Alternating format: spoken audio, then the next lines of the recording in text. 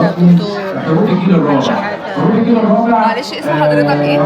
طبعا عرفت ان احنا شحاتنا بتوع الجيل المسرطنه اللي هم عاوزين يقضوا علينا على مسافات بعيده. طبعا انتوا عارفين اللي عاوزين يقضوا علينا.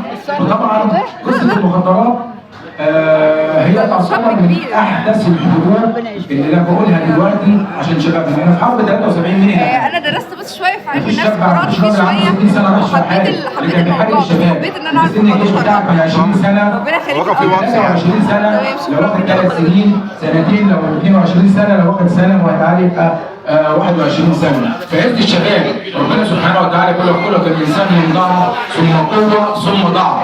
القوه اللي هو وانت اثناء شبابك من 20 ل 40 سنه دي القوه بتاعت الشباب. فطبعا هم بيحاربوا الشباب.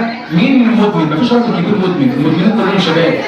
فطبعا الحروب بتحاربنا على اساس ان احنا نقضي على شبابنا على فترات طويله، فلازم نراعي كل دوت ندوات.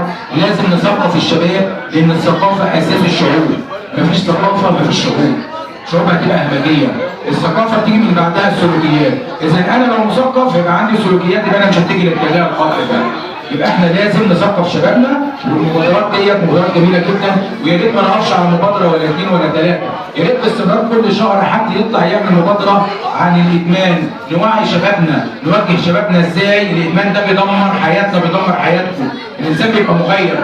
ده ربنا سبحانه وتعالى بيقول لك ولا تقربوا الصلاه وانتم سكارى حتى تعلموا ما تقولون. اذا انت بتبقى مغير هو عايز يغيبك، ما تعرفش تمسك وتحارب، ما تعرفش تمسك قلمك وتفكر وتكتب، يبقى انت لما بتجيب عن الوعي يبقى انت غبت عن كل شيء في الدنيا. فانا مش عاوز كده على حضراتكم، وربنا يكفينا ويكفيكم شر يا رب الادمان ويرعى اولادكم باذن الله تعالى. شكرا لحضراتكم.